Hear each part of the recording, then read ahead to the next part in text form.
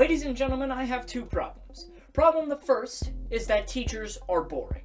Now, if you've been through school, or if you're currently in school, you know what I'm talking about. And now let's bring up the graph to see what exactly I'm saying here. From reputablesource.com, 70% of 100% of teachers are boring as hell and cannot get their students excited about the stuff they are teaching, which brings me directly to problem numero dos, if you will, which is that the content that teachers are teaching does not give them any help in the excitement department.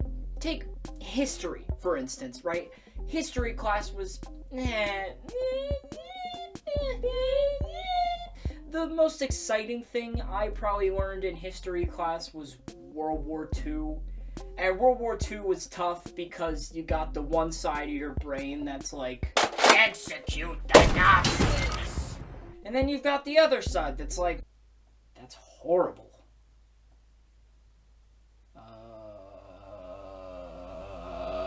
So school is boring.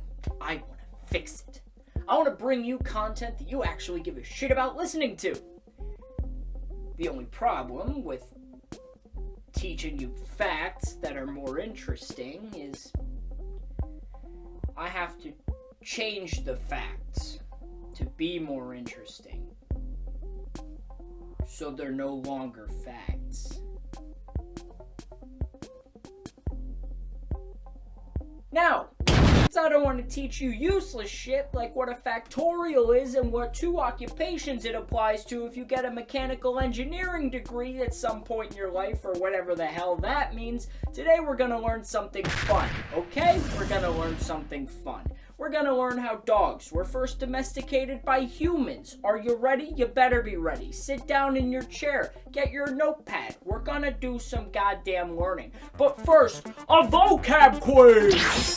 Vocab quiz! Vocab quiz! Vocab quiz!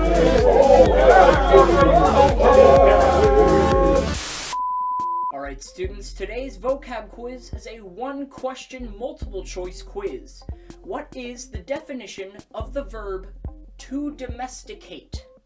Is it A, to commit a crime of violence against God?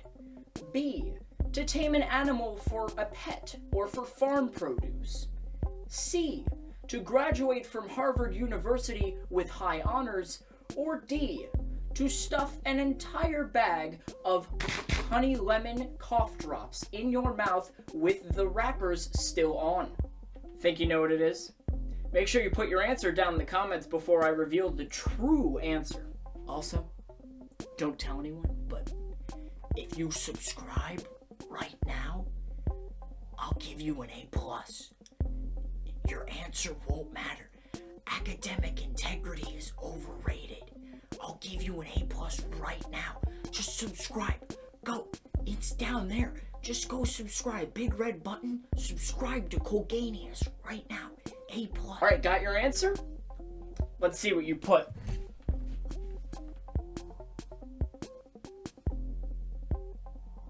Is it a fucking joke? It's B. The answer's B. It's the domesticate. Do none of you have pets? What the hell is that? I'm moving on. Jesus Christ.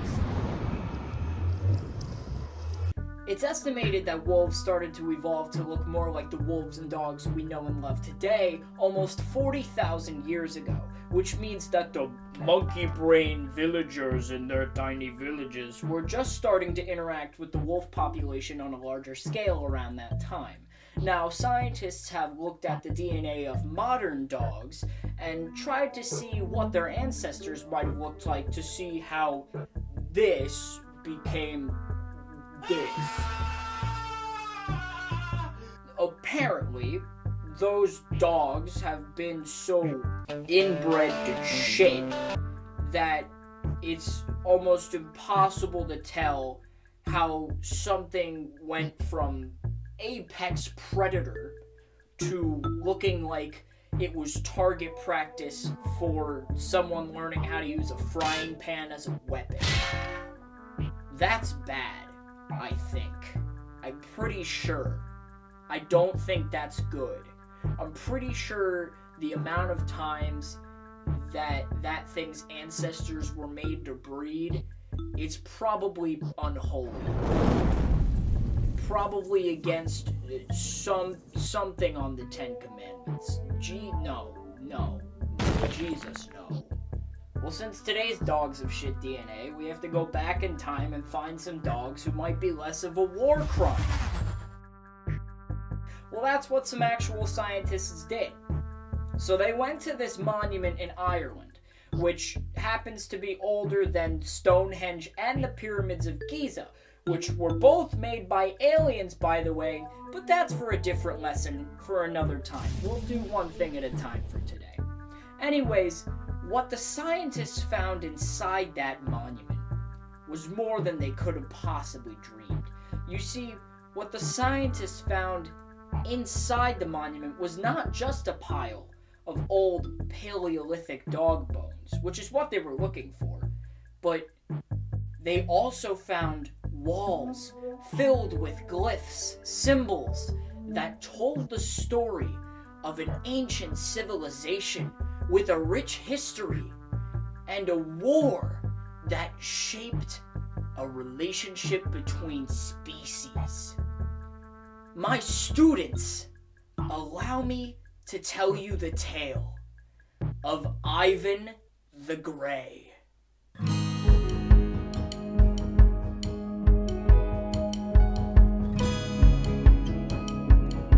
Our story begins with our protagonist, Ivan, who lived in a large village of humans in what we now call Siberia. Ivan, of course, did not have a last name because he lived in 40,000 BC and people only had first names, obviously. Ivan was a hunter-gatherer for his tribe, as most men were, because ancient people and big dumb brain, because woman have child and man hunt work. Monkey. One day, while in search of his food, he came across an injured wolf pup, surrounded by the scariest wolves any human had ever seen. In fact, it was some of the only wolves a human had ever seen. Remember, there's a first time for everything, my students, and in 40,000 BC, this was the first time a human had ever been so close to wolves. So, Ivan had shit his pants. Or should I say his loincloth, which was bad because it was very small and it had very little support. I'm gonna move on. Ivan stood there and watched as the huge, just positively built wolves. I mean, these things were just absolutely juiced. These things were closing in on the wolf pup. And Ivan, with his big, dumb, meaty noggin, he just swooped in. He barreled onto the wolves with all of his might in this moment of pure adrenaline. And the wolves, having never interacted with humans so closely before, they had no idea what to do. Despite the fact that Ivan probably should have gotten his ass completely clapped by these two absolutely rippling, muscular boys. They ran away. And so Ivan scooped up the wolf pup into his arms, having saved its life. With the wolf pup now safe, Ivan basically had no idea what to do with himself. That is until he heard a voice whisper into his mind from the woods, and it told him, Ivan, you must go deeper into the woods. Bring the wolf pup to me deeper into the cold, dark woods. Okay. Now, luckily for Ivan, the voice that whispered into his dumb little monkey brain belonged to a majestic mother wolf, who happened to be the queen of a tribe of gray wolves who had lived in Siberia long before humans had ever settled there. Her name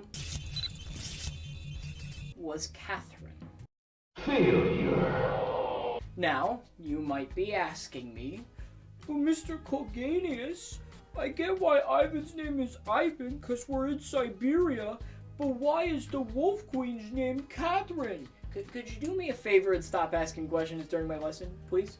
And you know what's cool? If your name's Catherine, then you're named after a wolf queen. Isn't that cool? Are you happy now? Is that good enough for you? Next thing you're gonna ask me is why the wolf is fucking telepathic. Like, I don't write the history here, Jesus Christ. So the Wolf Queen told Ivan this long story about how this great tribe of gray wolves moved into Siberia long ago, and how their original king had this brother who just so happened to be a dick, and he moved into the deep dark woods and started his own faction. He called it the Canis tribe, and their dark environment caused all the wolves to evolve into these hostile, muscular, beastly, just meaty wolves. Just straight out of your nightmares, really. Or your dreams, I guess, depending on what you're into. I mean, you decide for yourself. I'm not sure what your interests are. I mean, And so basically these two factions of wolves have been at war for generations. And I'm not talking about some crappy little piss baby war, like in Twilight where one wolf jumps on another wolf and they kind of like nibble on each other's necks and like wrestle around and stupid stuff like that. No. I'm talking like trench warfare, knocking down trees, like the kind of traps you'd use to catch Yogi Bear. Stuff like that. Like, it got intense. The Canis wolves were ruthless, and I mean they slaughtered Lupus wolves left and right. Their KD ratios were absolutely insane, and any wolf that tried to 1v1 them, or God forbid, build battle them, was in for a world of hurt. And don't even get me started on their trash talk. I mean, these things evolved with a wide knowledge of vocabulary. And while that probably means they could have done a hell of a lot better than you on the vocab quiz from earlier in this video, it also means that they knew how to mentally break apart their victims. I mean, they were so intense, they could convince even the strongest of wolves that their mom was so fat that she sat in every seat in the movie theater when she sat down, when in fact, she only took up one seat in the movie theater when she sat down. I mean, it's insane. It's OP. Now, despite how severe the war had been, the Lupus wolves had been able to fend off the Canis for generations now. Except now that Catherine was queen. You see, the Canis wolves thought Catherine was weak, and that she'd never be able to truly mount an attack on the Canis home base. And so they had gotten more daring, and were just generally being a nuisance to anyone in the woods. Except what they hadn't seen much of before was a dumb monkey brain human. And that's why Ivan knew he could help the Lupus tribe.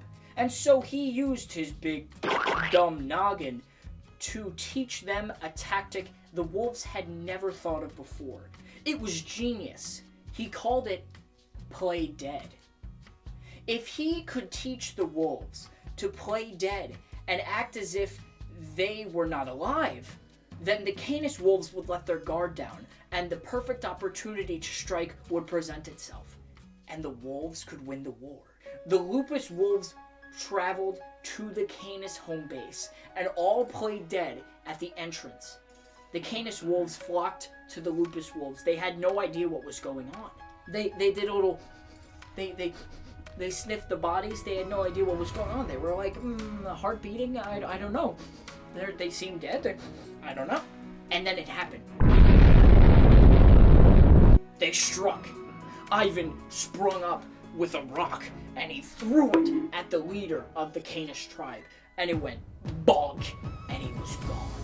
And then the war began. Claws met fur, and all hell broke loose. Everybody started kung fu fighting, and I mean everybody. Rock and roll music that hadn't even been invented yet started playing from the distance, and by the end of the battle, there were so many casualties that you could harvest enough wolf pelts to make fursuits for 2 whole furry conventions.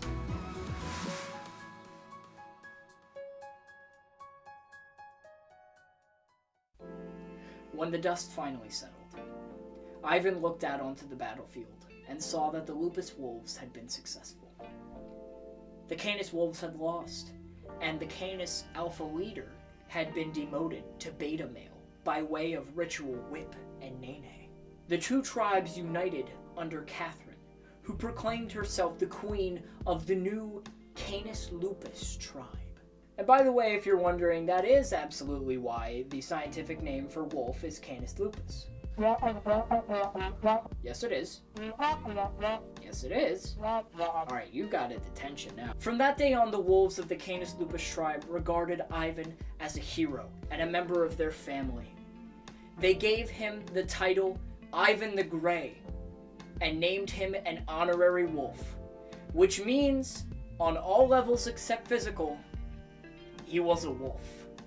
With Ivan acting as a bridge between species, humans and wolves began to connect in a way that few had ever thought possible. The wolves began to change genetically to become more and more like the wolves and the dogs that we see today. And that's it. The story of how one Paleolithic, pretty stupid man became the hero that a tribe of wolves needed, and caused the connection between species required to ensure that the movie Air Bud and all of its proxy films came to production. Next time you're playing with your dog and you tell them to play dead, remember, you're paying homage to a bond between wolf and human that's 40,000 years in the making. I've been your teacher, Colganius. Class dismissed.